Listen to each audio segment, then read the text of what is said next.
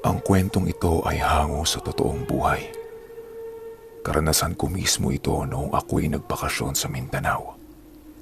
Taong 2004, Zamboanga City. 13 anyos ako. Ito ang kauna-unahang bakasyon ko sa probinsya kasama ang aking lola. Dito kasi nanggaling ang lola ko bago siya mapunta ng Manila.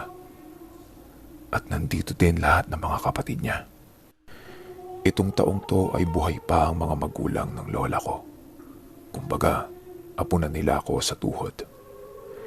Ito ang unang pagkakataon na makakauwi ang lola ko sa Zamboanga sa loob ng 20 years. Dahil nga nagkaroon na siya ng pamilya dito sa Manila, hindi na siya nagkaroon pa ng panahon na bumalik o bumisita man lang sa Zamboanga. Sabayan pa na inaalagaan niya ang lolo kong may diabetes. At hindi siya makaalis sa tabi nito gawa ng komplikadong kalagayan. Sumakabilang buhay na kasi ang lolo ko noong 2001. Bumuelo lang ang lola ko para makauwi ng Zamboanga. Hinintay lang ng lola ko ang araw ng aking bakasyon bago siya umuwi doon. Para naman meron siyang kasama sa pag-uwi niya. At para maipakita niya ang kanyang unang apo sa mga kapatid niya. Araw na ng pag-alis namin.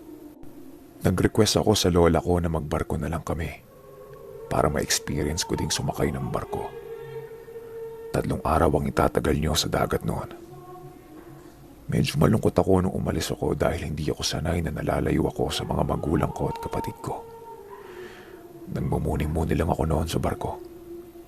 Naghihintay na makarating kami sa Zamboanga. Araw ng linggo dumaong ang barkong sinasakyan namin. Sinalubong kami ng isa sa mga kapatid ng lola ko na si Nanay Thelma. Kasama ang kanyang asawa at mga anak nila. Bale, mga tita ko yon. Halos mag-iyakan sila nang makita nila ang lola ko. Talagang sabik na sabik sila sa isa't isa. Ako may labis na natutuwa sa nakikita kong yon. Bumiyahe kami papunta sa tinutuluyan nila Nanay Thelma. Pagpasok ko pa lang sa malaking gate, bumungad agad sa akin ang isang napakalawak na lupain. Para bang nasa paanan ito ng bundok. Nung tinuro sa akin ni Nanay Thelma ang bahay nila, nag-iisa lang ito sa talaga namang napakalawak na lupa. Meron silang alagang iba't ibang hayop doon. Meron 2 baboy, mga manok, aso, at may isang unggoy na nakatali sa puno. Labis ako nagtataka kung bakit doon sila nakatira.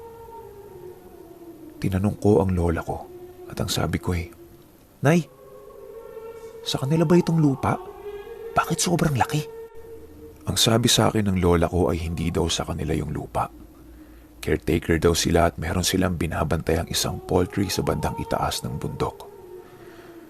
Medyo malapit lang daw yun kung ikaw ay gagamit ng bisikleta. Unang araw ko. Napakasaya. Ang sasarap ng pagkain. Sariwa lahat. Hindi ako kumakain ng gulay at tuyo. Pero nung matikman ko yun dito, ay halos hanap-hanapin ko ang lasa nun. Unang gabi ko dito. Mga 6 p.m. yun. Nagtataka ako kung bakit wala akong makitang CR sa loob ng bahay nila.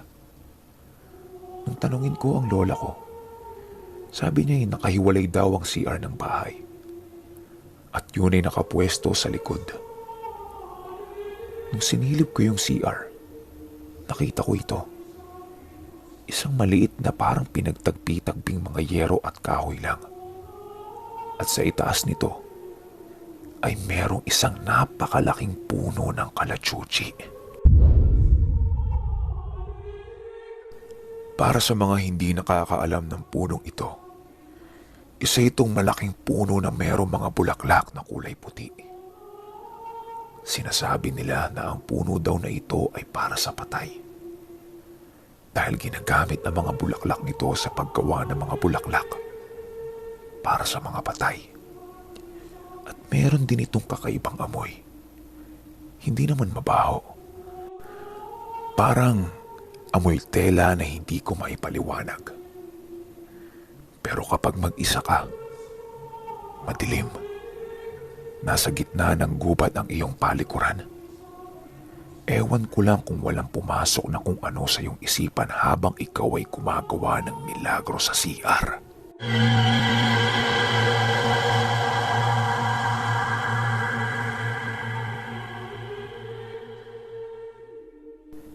Balik tayo sa kwento. Nung unang gabi ay normal naman. Nakapaglabas ako ng sama ng loob sa CR.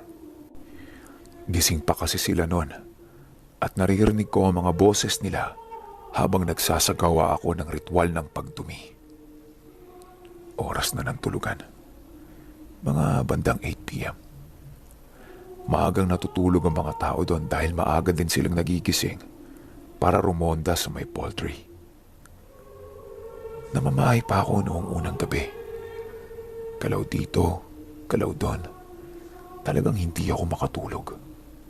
Wala rin naman akong cellphone kaya wala talaga akong ibang magawa. Bumangon ako at lumabas. Umupo ako sa tapat ng bahay nila. Meron kasi dungduyan. Kaya ang ginawa ko ay nagpaduyan-duyan ako habang mahinang kumakanta-kanta. Medyo madilim nun. At tanging nagbibigay lang ng liwanag sa akin ay yung munting lampara sa tapat ng bahay nila. Papatay-patay pa yung apoy nun. Mga ilang minuto pa lang ako nandun sa duyan. Paglingon ko sa puno ng kalachuchi, nagtataka ako dahil napakaraming bulaklak nito. Halos mapuno ang buong puno.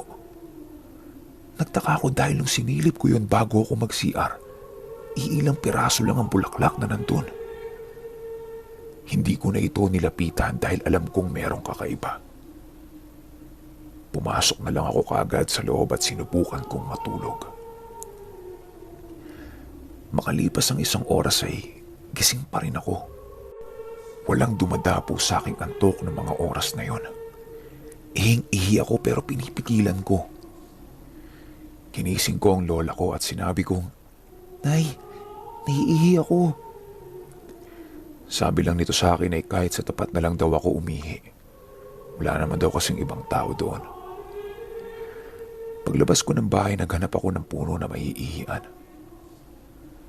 Noong nagsisimula na akong umihi, pag-angat ng mga mata ko, meron ako nakitang isang grupo ng tela na parang sumasayaw-sayaw sa hangin.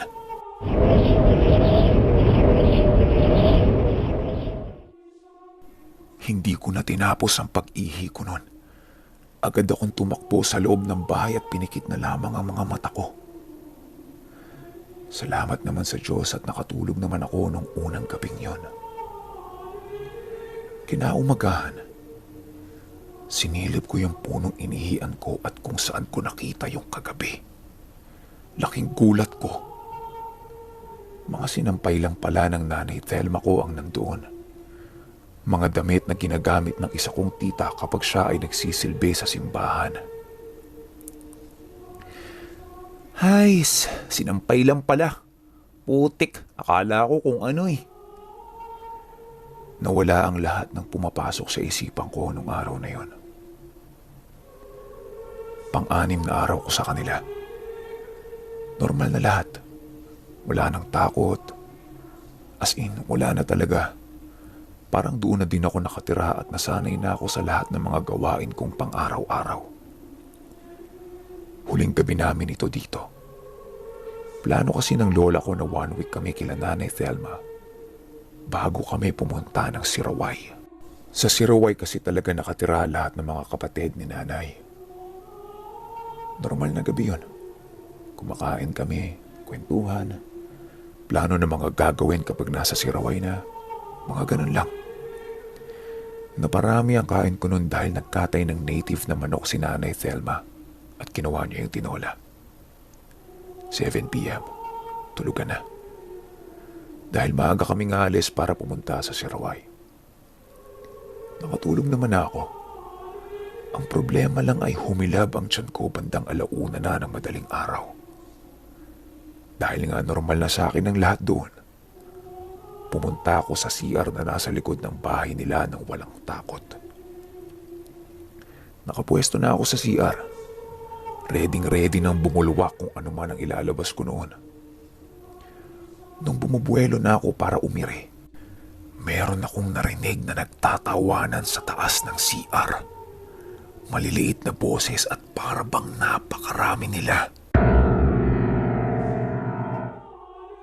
Tumindig ang balahibo ko at umatras kung ano man yung dapat ko nang ilabas. Hindi ako makakilos dahil hindi sila tumitigil sa pagtawa. Para bang nakasilip ito sa kung ano man ang ginagawa ko. Hindi ko naman makuha ang short ko dahil nakasabit ito sa likod ko. Sa likod ko kung saan ang butas ng CR. At alam kong nandun sila na nakasilip sa akin. Kaya ang ginawa ko ng mga oras na yon ay tinanong ko sila. Ruby? Japet? Kayo ba yan? Huwag niyo naman akong takutin oh. Alis na nga kami bukas eh. Tumigil sa pagtawa ang mga ito. At nung kukunin ko na yung short ko para magbihis, napasilip ako sa may butas. Hindi ko alam kung anong uri ng nilalang yung nakita ko nun. Mahaba ang ilong at itim na itim ang kulay ng balat nito.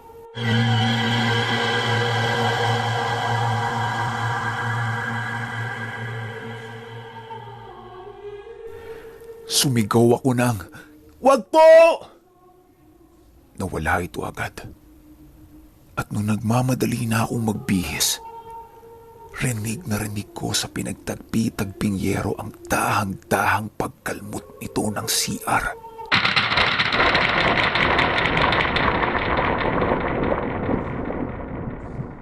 Kaya ang ginawa ko, kahit hindi pa ako nakakapagbihis ng maayos, tinadyakan ko ang pintuan at tumakbo ko habang sumisigaw ng, "Nanay! Nanay!" Pagbalik ko ng bahay ay naalimpungatan din sila. Sinabi ko kung ano ang nakita ko. Daling-daling kumuha ng barel ang asawa ni Nanay Thelma. Pero pagpunta nito sa CR, wala naman siyang nakitang ano o narinig. Kinaumagahan, sinabi sa akin ni Tito Nonoy na maging sila daw ay merong nakikita doon sa puno ng kalachuchi. Minsan daw ay isang balahibong malaking lalaki na naninigarilyo. At kung minsan ay mga babaeng nakasuot ng mahabang bestida at niyayaya silang magsayaw sa tapat ng puno. Meron pa nga daw isang beses bandang hapon ay may nakita silang 2 kabayo nakatayo sa tapat ng puno. Hindi na lamang daw nila ito pinapansin dahil wala naman daw itong ginagawa sa kanila. Hanggang dito na lang muna ang unang bahagi ng bakasyon ko sa Zamboanga.